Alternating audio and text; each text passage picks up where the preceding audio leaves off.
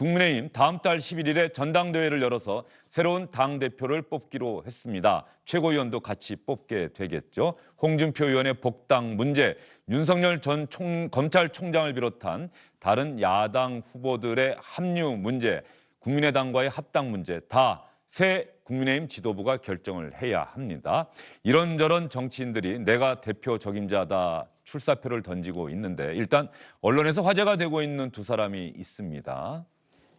김웅 의원도 있지만 이준석 전 최고위원 그리고 주호영 전 원내대표, 이 정치 경력이나 무게감으로 보면은 비교가 되지 않는다.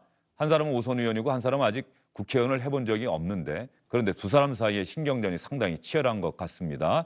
주호영 전 원내대표와 이준석 전 최고위원의 이야기 주영진의 뉴스브리핑팀에서 인터뷰를 해봤습니다. 저는 경험이나 경륜을 무시하는 것은 대단히 위험하다고 봅니다. 팔공산이 수락산 이런 것보다 훨씬 높지. 아, 그래요? 크기도 엄청 크고. 예. 아마 내가 높이는 모르는데 팔공산은 1190m인가 그렇고 예. 이 수락산은 1000m 택도 없을걸요. 803만 5번 올랐다는 이야기가 단순히 산 높이에 관한 얘기가 아니라 험지 출마를 하지 않고 5번 저희 텃밭인 대구에 출마하신 것을 지적하는 것임을 잘 아실 텐데, 그러면 803이 더 높고 험하다고 주장하시는 것인지, 대구 출마가 수도권의 수락산 밑에 노원이나 아니면 관악산 밑에 관악, 북한산 밑에 도봉 출마보다 어렵다고 주장하시는 건지 그게 참 의아합니다.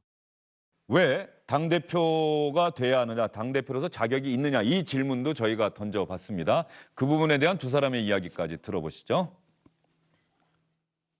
우선 영남당 논란 자체는 아주 잘못된 프레임이고, 지금 당대표는 안정적으로 야권을 통합하고 대선 단일 후보를 만들어내는 게 가장 중요하거든요. 시간이 별로 없어요. 지금 11월 9일까지 대선 후보를 뽑아야 하고 그 경선 레이스에 한 넉 달쯤 걸리기 때문에 7월부터 거의 경선에 들어가야 되는데, 지난 1년간 당무를 같이 맡아와서 공백이나 중단 없이 이 소위 혁신과 대선 준비를 할 수 있는 사람이 제가 제일 적입니다.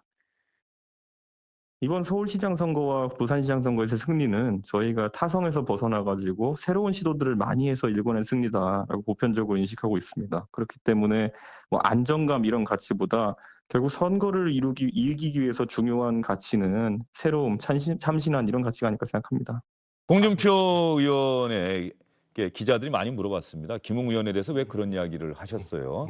복당 신청 공개적으로 요구한 다음에 기자들 질문 받고 한 얘기 한번 들어보겠습니다. 홍준표 의원의 이야기입니다.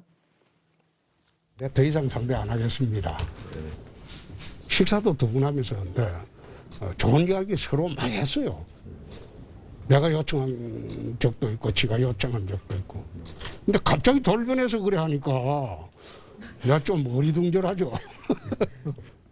아마 논쟁하면 할수록 김웅 의원 표가 없어질 겁니다. 자기 실력, 자기 능력, 자기 대안으로 접근을 해야지, 그렇지 않고 특정 선배를 하나 물고 늘어짐으로써 한번 올라와 보겠다. 나는 그거 정치판에서 성공한 예를 한 번도 본 일이 없습니다. 홍준표 의원의 방금 저 이야기는 김웅 의원이 아마 가는 곳마다 받을 수 있는 질문인 것 같아요. 네. 예. 뭐라고 답변하시겠습니까? 일단 홍준표 의원님이 그동안 해오셨던 모습을 본인은 정확하게 잘 모르시는 것 같아요. 지난 1년 동안 사실은 저희 당 밖에 있으면서 저희 당의 선거를 이끌고 있는 그 저희 당 대표에 대해서 그 해왔던 말씀이나 그런 언행들에 대해서도 다시 한번 좀 과연 지금 말씀하시는 거하고 맞는 것인지 그걸 고민 좀 해주셨으면 좋겠고, 저는 지금 사실 솔직히 홍준표 의원님의 복당에 대해서 반대를 했던 게 아니고 변하시면 언제든지 들어올 수 있다라고 말씀을 드렸습니다. 예, 조건부 허용입니까? 찬성입니까? 그러면? 저는 어떻게 생각하냐면요. 복당을 할 수 있는 길을 열어드렸다고 생각해요. 우리 당 안에서 사실 저하고 이제 박소영 의원만 지금 공개적으로 이야기를 하고 있습니다. 하트경 의원과. 하지만 저희 의원들 같은 경우는 상당히 고심이 많습니다. 그 반대하고 있는 것들을 뚫고 나오시려면은 결국 힘으로 들어오시는 게 아니고 자신이 변했다는 것을 우리 초선들 그리고 우리 당원들한테 보여주시면 너무나도 쉽게 들어올 수 있는 거죠. 우리가 이제 고민하는 건 이런 겁니다. 선거 때가 되면 얼마나 국민들이 민감합니까? 그 시기가 됐을 때 저희가 어려운 분들과 함께 하겠습니다. 소외된 분과 함께 하겠습니다. 백날 이야기하면 뭐합니까? 갑자기 나서서 너 그러다가 맞는다. 아니면 니까짓 게 뭔데라고 늙은 경비 아저씨한테 이렇게 이야기를 하면 선거는 그냥 그걸로 끝나는 겁니다. 근데 본인은 나는 막말한 적이 없다라고 이야기를 하시거든요. 그 말에 대해서 상처를 받은 분에 대해서 아직 사과를 제대로 안 하신 걸로 알고 있고요. 그분들에 대해서 그 했던 말이 막말이 아니라고 생각하면 앞으로도 그런 이야기를 또 하실 거 아닙니까? 그러니까 그런 게 아니고 나는 그 부분에 대해서는 잘못했다. 앞으로는 그러지 않겠다. 내가 책임감 있는 선배의 모습을 보여주겠다라고 이야기를 하면 누가 반대할 수 있겠습니까? 그런 길을 택하고 그 길을 통해서 또 한 번 성장해서 이렇게 들어와 주시면 저희 당에도 도움이 되고 선배님에게도 큰 그런 기회가 올 수 있다고 저는 생각합니다. 저는 초선 의원인 김웅 의원이나 우리 이준석 전 최고에게 좀 하고 싶은 말이 있어요. 네, 김웅 의원은 잠시 뒤에 출연합니다. 아, 그렇습니까? 예. 네.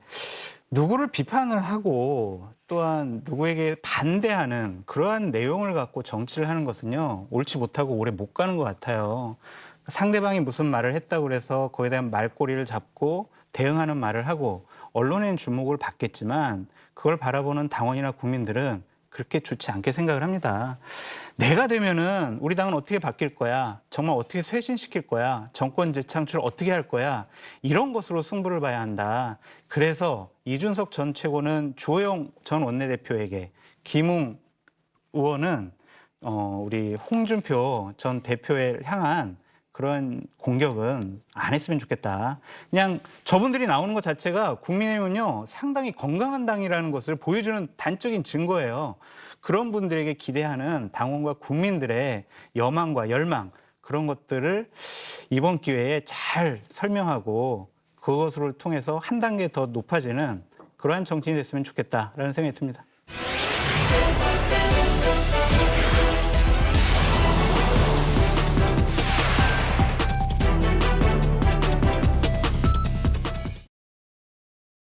안녕하십니까, 주영진입니다. 더 많은 뉴스와 라이브 이벤트를 보고 싶으시다면 화면 오른쪽을 눌러서 구독해 주시기 바랍니다. 저희 SBS 앱을 다운로드 받으시면 뉴스 속보 알림도 받아보실 수 있습니다. 텔레비전으로도 SBS 뉴스, 유튜브로도 SBS 뉴스 잊지 마시기 바랍니다.